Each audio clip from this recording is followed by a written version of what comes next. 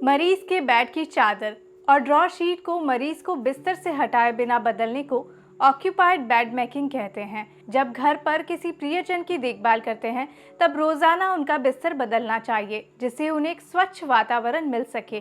तो आइए देखते हैं कि घर पर कैसे आसानी से इस प्रोसेस को कर सकते हैं। बेड मेकिंग से पहले कुछ जरूरी बातों का ध्यान रखना चाहिए, जैसे मरीज किसी क्रिटिकल सिचुएशन में ना हो, उनके हेड और हड्डी की कंडीशन चिकित्सक की सलाह से जान लें और उसके बाद ही बिस्तर बदलने का प्रयास करें। नेक या बैक संबंधी चोट का भी ध्यान रखें। अगर करवट बदलते समय नेक स्ट्रेच हो तो कंधे की साइज का पिल्लो नेक के नीचे रखें। इसके अलावा blood flu drain, catheter, dressing का भी ध्यान रखें और करवट दिलाने से पहले ड्रेन पाइप्स या कैथीटर को लूज कर दें। बेड बदलने से पहले एक स्वच्छ स्थान पर साफ धुली हुई शीट्स का सेट अपने पास रिवर्स ऑर्डर में रखें।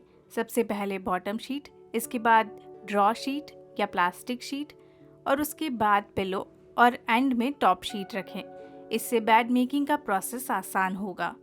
बेड मेकिंग से पहले हमें अपने हाथ अच्छे से धो लेने चाहिए या सैनिटाइज कर लेने चाहिए जिससे किसी भी तरह के इन्फेक्शन फैलने का खतरा ना रहे।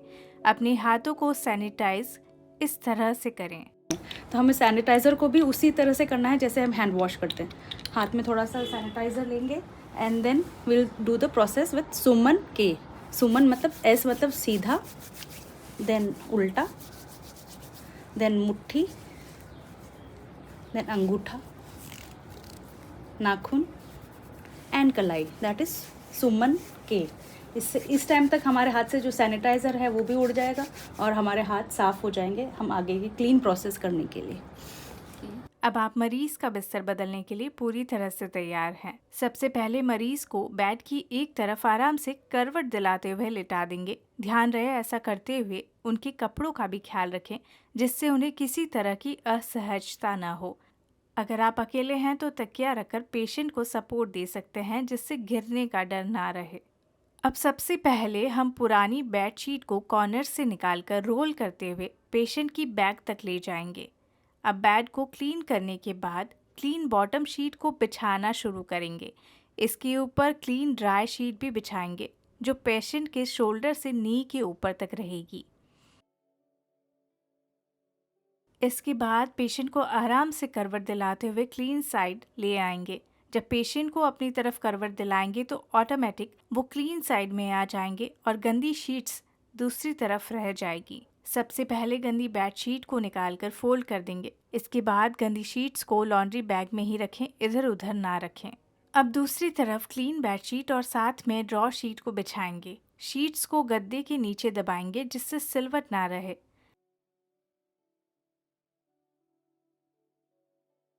पिलो कवर्स भी चेंज करेंगे और टॉप शीट पेशेंट को ओढ़ा देंगे।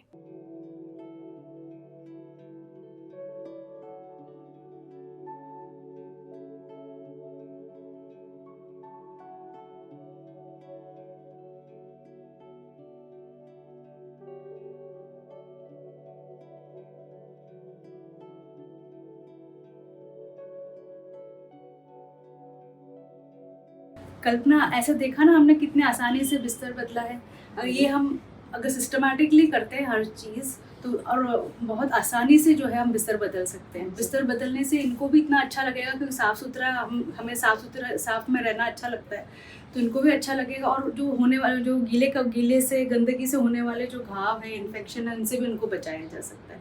आगे जो जटिलता कॉम्प्लिकेशन होती है बिस्तर में रहने की वजह से वो भी नहीं होंगी। तो इसका ध्यान रखें, आप ये आसानी से कर सकती है और हमें कोई दिक्कत है तो हम फिर सिखा देंगे आपको ये चीज़। Thank you. मैं आपसे आभार व्यक्त करता हूँ, आपने इतनी इजी से सिखा दे देती है मुझे तो मैं ताकि इनकी आराम से देखभाल कर सकूँ और इनकी कोई तकलीफ ना आ जाए। Thank you sister. इस तरह से आप घर पर आसानी से प्रयोग किए जा रहे बेड को बना सकते हैं। ऐसा करने से मरीज को सुविधाजनक और आरामदायक बिस्तर देने के साथ ही व्यस्त बिस्तर बनाने से बेड सॉर, प्रेशर सॉर को रोकने में मदद मिलती है। ऐसा करने से उनकी शारीरिक और मानसिक स्थिति में सुधार का प्रयास किया जा सकता है। किसी तरह की असुविधा होने पर आप नर्स की सहायता ले सकते हैं। धन्यवाद।